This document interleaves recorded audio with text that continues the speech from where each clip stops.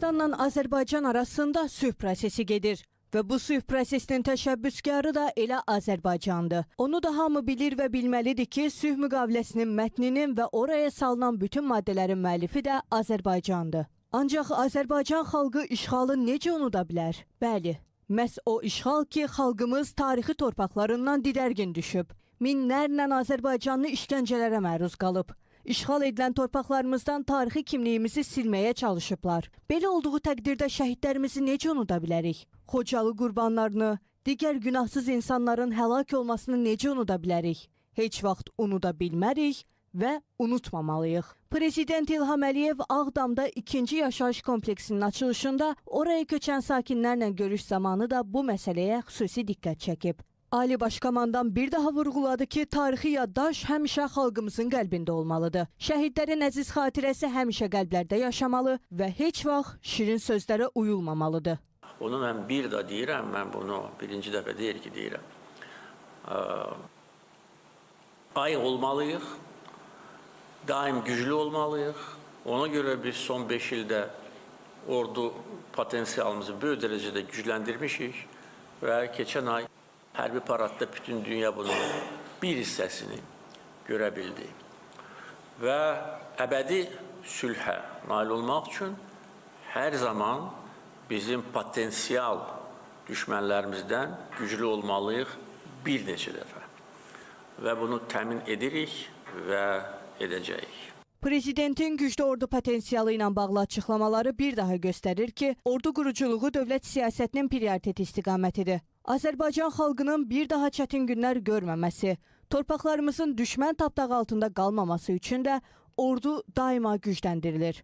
Məhz bu istiqamətdə milli ordunun maddi-texniki bazasının gücləndirilməsi, peşəkar kadr potensialının daha da təkmilləşdirilməsi, hərbi qulluqçuların sosial müdafiəsinin yüksəldilməsi və müdafiə sənayesinin planlı şəkildə inkişaf etdirilməsi həyata keçirilib və proses davam etdirilir.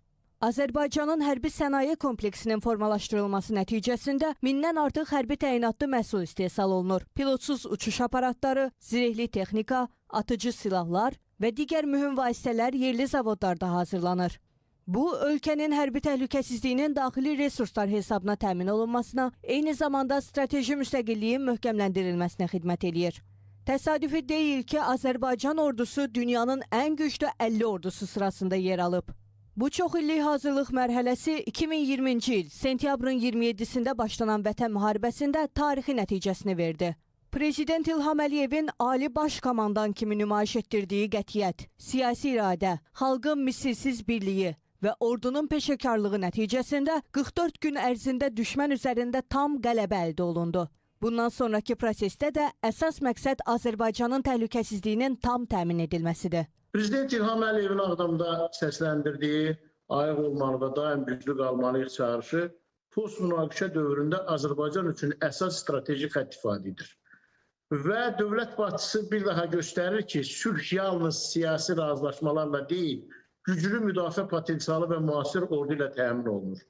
Ümumiyyətlə, Cənab Prezidentin həyata keçirdiyi islahatları, eyni zamanda əsas siyasət, suverenliyin qorunması, ərazi bütövlüyü və hər bir Azərbaycan xalqının rifahıdır. Və Azərbaycan xalqının rifahını təmin etmək üçün də güclü ordu lazımdır, güclü potensial lazımdır. Əsas məqam da ondan ibarətdir ki, Cənab Prezident dəfələrlə öz çıxışında da hərbi sənaye kompleksinin inkişafı, müasir ordu quruculuğu, eyni zamanda yeni texnika və texnologiya malik olan ordunun idarə edilməsində müasir milli kadr potensialının yetişdirilməsidir. Son illər buna görə də hərbi quruculuğa ciddi sərmayələr həm regional risklərin qarşısının alınması üçün, həm də mümkün təhdidlərə qarşı üstün mövqeyinin qorunması üçün addımlar atılır.